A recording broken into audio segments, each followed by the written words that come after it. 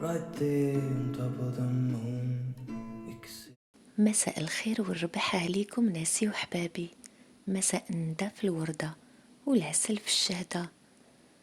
المرة اللي فاتت حبسنا كي كان التاجر والأمير يتفاهموا على الطريقة اللي راح يقنعوا بها الجارية وشمس النهار أن التاجر ناس ملاح ومحل ثقة كيما كان ابن الطاهر، وراح يكون المرسول الجديد بيناتهم.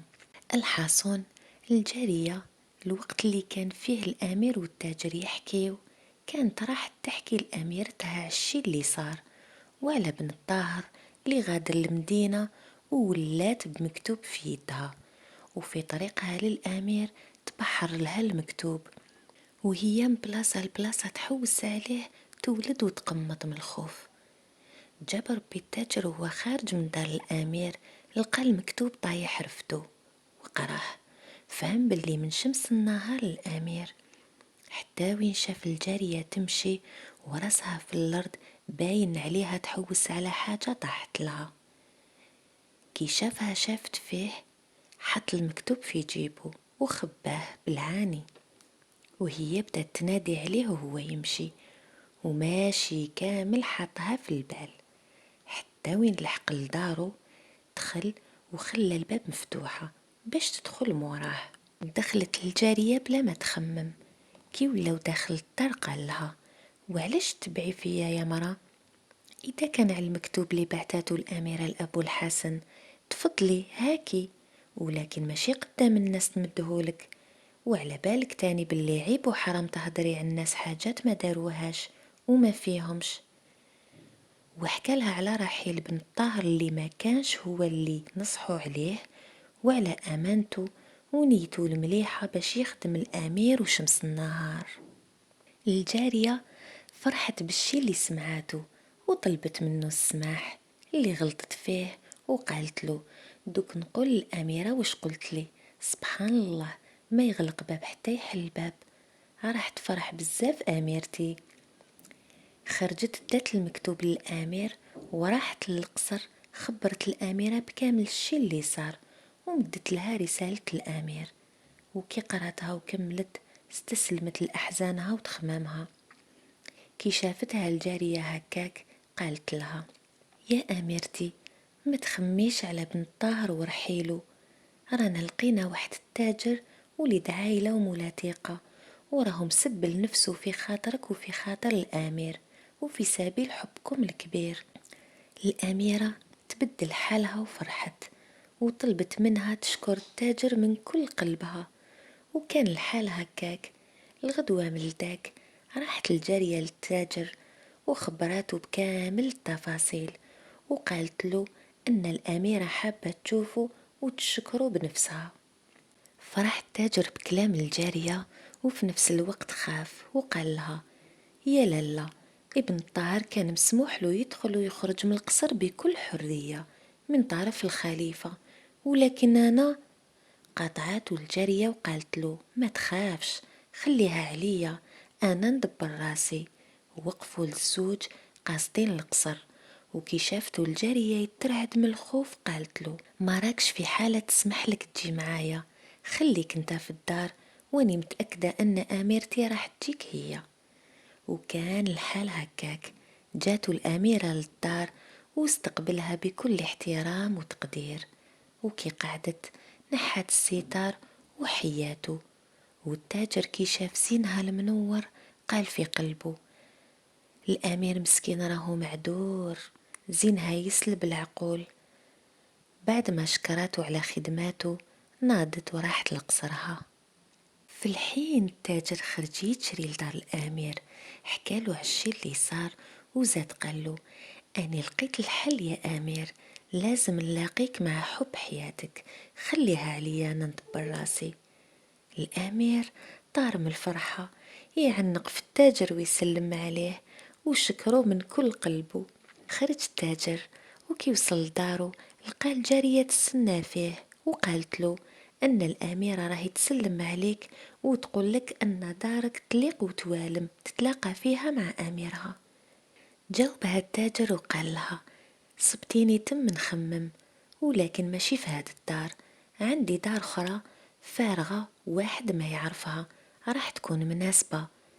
فرحت الجارية وقدمت له صرة تاع نقود وقالت له تفضل تقضى بيهم الشي اللي يناسب ويوالم لهذا اللقاء. وخرجت معاه، داها للدار، شافت وين باش تعرف تجيب ليها شمس النهار في الاخر تاع النهار. راح التاجر لصحابه وجاب من عندهم الآتات والأريكات والمخايد والأواني من الذهب، وعمر الدار بالطبع والشان.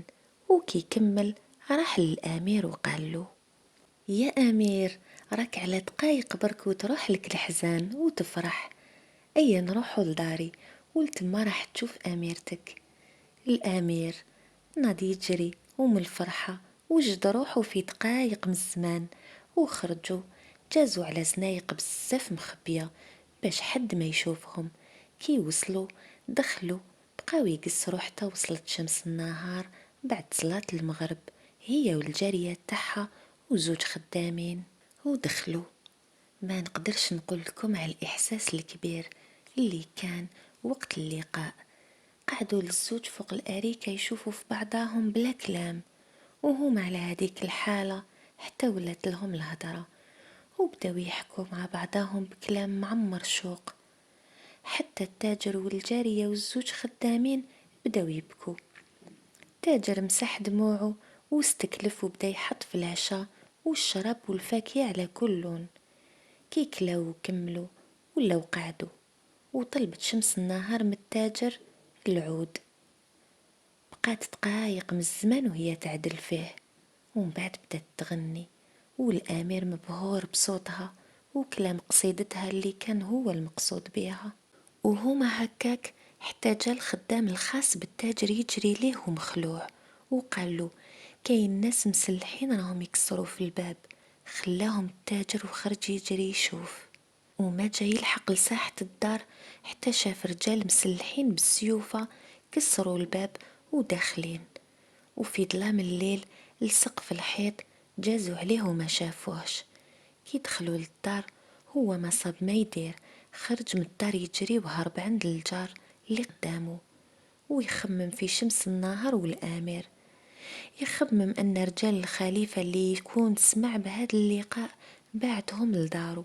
الحس والخبيط ما حبسش حتى نص الليل. طلب التاجر من جارو يمدلو سيف وولا للدار يشوف. كي دخل بحذر وهو يعز قدامه وموراه حتى سمع الصوت يقول له شكون انت؟ عقل الصوت باللي صوت الخدام ديالو.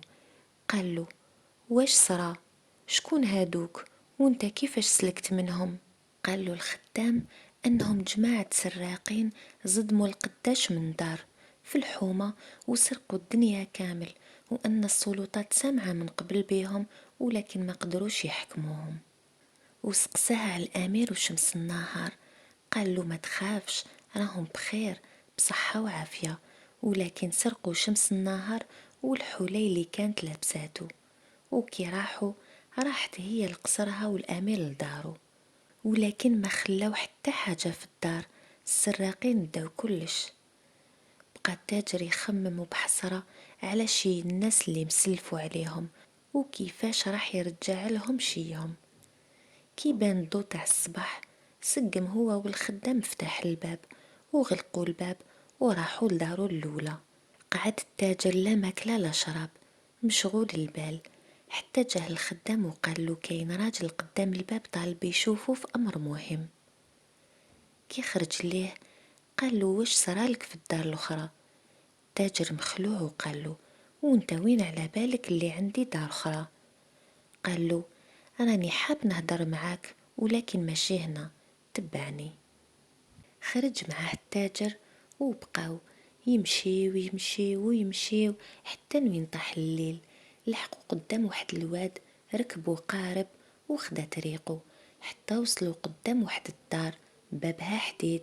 حبطوا، دخلوا من داك الباب وقابلوهم 10 خدامين.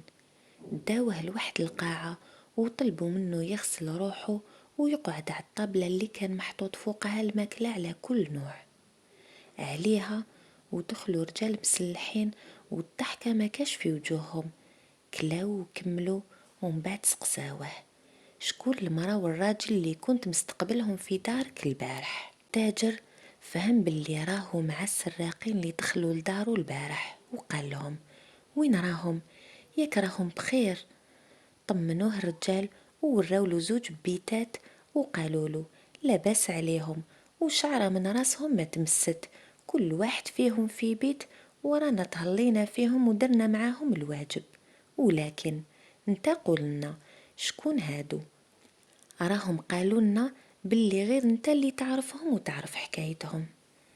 تكلم التاجر وقال لهم راح نحكي لكم ونطلب منكم السر ما يخرجش، وإلا راح تكون حتى انتوما حياتكم في خطر. حكى لهم التاجر على الحكاية من اللي بدات حتى الدقيقة اللي دخلوا فيها السراقين عليهم.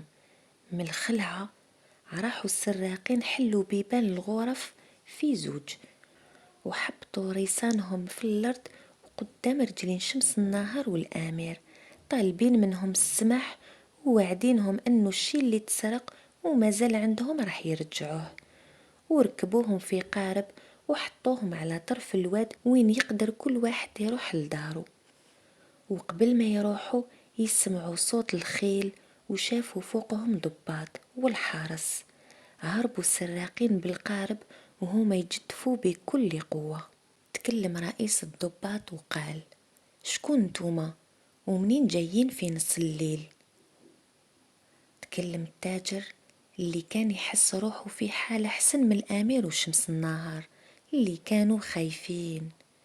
قال له يا سيدي احنا مخيار ناس المدينة، تسرقنا البارح من السراقين اللي شفتهم دوك هاربين، ومع بقينا نحاولوا نحلوا فيهم تلقوا سراحنا وردونا شوية من اللي سرقوه وبقى معاهم. رئيس الضباط ماشي مقتنع، حبط من الخيل وبقى يجوز عليهم ويشوف فيهم بالواحد، وقال وهاد المرأة شكون هي ووش راهي تدير هنا؟ حكماته شمس النهار على جنب وهدرت معاه، وغير كملت الهدرة حبط راسه كامل في الأرض وطلب من الجنود يعملوا نفس الشي. ومن بعد جابوا لهم تنين قوارب، شمس النهار في قارب والأمير والتاجر في الآخر، وخداو القوارب ترقان معاكسة ومشاو. الحق الأمير لدارو وحالته حالة، ومعه التاجر اللي حاب يروح لدارو اللي يكونوا تقلقوا عليه. الأمير ماشي قادر يقول حتى كلمة، شاور الخدام يروح معاه حتى لدارو. كي وصل التاجر المجوهرات لدارو أهله فرحانين ويبكيوا على الحالة اللي كان فيها التاجر، باين عليه العيا والتعب. يومين والتاجر في دارو يرتاح، وتالت يوم خرج يشم شوية هوا وقعد مع واحد صاحبه في محله يقصروا شوية. كي كان خارج يشوف في مرة تشاورله من البعيد، عقلها باللي جارية شمس النهار، ما دار حتى حركة، بقى يمشي والجارية تبع فيه حتى وصلوا لمكان ناقصة فيه رجل، وبداو يحكوا في الأول فرحانين اللي شافوا بعضاهم بخير وعلى خير. ومن بعد قال لها احكي لي واش صار لك هذيك الليلة وكيفاش درتي هربتي؟ الجارية قالت له حشمتك بربي تحكي لي انت قبل. تاجر دار لها قسطوها وحكى لها من الاول للاخر واش صرا، وكي كمل قال لها دالتك يا لالا اني نسمع فيك. قالت له الجارية هذيك الليلة كي شفت الرجال مسلحين داخلين دارك حسبتهم رجال وجنود الخليفة اللي بعتهم يطيروا رسالنا كامل، هربت وتخبيت في السطح وتبعوني الزوج خدامات تاعنا، وبقينا نصوتي ومسطح لسطح حتى وصلنا لواحد السطح اللي كان مول الدار مولا واجب، استقبلنا وبيتنا عنده ديك الليلة، والصباح شكرناه وخرجنا ورجعنا للقصر. الجواري تاع القصر محيرين على أميرتهم اللي ما ولاتش معانا، قلنا لهم باللي خليناها بايتة عند رفيقتها وكي تحب ترجع تبعت لنا خبر. وقعدت انا والزوج خدامة اللي كانوا معانا في دارك محيرين من الباب للطاقة، وقبل طلوع الفجر حبس قارب قدام باب قصرها، حبت نجري فتحت الباب ودخلت الأميرة وانا ميتة بالفرحة كي شتها بخير وعلى خير. بعد ما قالت لي نمد 1000 قطعة ذهبية للجنود اللي جابوها. دخلنا وبلا ما نضيعوا الوقت أنا والجواري دوشنا لها وبدلنا لها وحطيناها في سريرها. يومين وهي راقدة بلا حراك، والنهار الثالث ناضت والحزن باين على وجهها، رافضة تاكل ولا تشرب. شحال وانا والجواري نحاولوا فيها حتى وين كلات لقمة. وكي تقوات شوية سقسيتها عالشي اللي صار معاها، وقالت لي بعد ما دخلوا السراقين الدار خرجوا كامل وش فيها وحطوهم في عربات وداونا معاهم انا والامير. انا قلت خلاص اليوم راح نموتوا، بصح تحبي الصح ما كانش هامني الامر مادام راح نموت مع الانسان اللي حبه قلبي. المهم صار العكس واش سنينا، الناس هادوك عاملونا مليح وسقساونا شكون حنا. انا قلت لهم رقاصة، والامير قال لهم انا انسان غني ولا بس بيا، ولكن ما امنوناش. وواحد فيهم اللي كان باين عليه المعلم ديالهم قال انا هذيك الدار نعرف مولاها، وغدوة ان شاء الله نروح ونجيبه من دارو التانية. فهموا منه كلش. وكي جاو جابك راك تعرف الشي اللي صرا من بعد. وانا يا سيدي جيتك اليوم وجبت لك معايا 2000 قطعة ذهبية من عند مولاتي على الخسارة اللي قاستك ديك الليلة، وتعوض صحابك على الشي اللي خسروه. كان التاجر راح يحلف ما يديهم، قاطعاته الجارية وقالت له أراهم من عند مولاتك وما تقدرش ترفض، عيب. وسقساتو على الأمير. بعد ما قالها على أخباره وشكرها وطلب منها تشكر شمس النهار على طيبتها، راح لصحابه خلصهم على الشي اللي خسروه، واللي بقاله عمر به الدار التانية من كل شي، وحط واحد من الخدامة ديالو يسكن فيها ويحرسها في نفس الوقت. خرج وراح لدار الأمير يطلع عليه ويستخبر على حواله. ناسي وحبابي نحبسوا اليوم هنا، والمرة الماجية إن شاء الله نكملوا الجزء السادس والأخير من الحكاية. خليت لكم الصحة والراحة إن شاء الله، تبقوا على خير.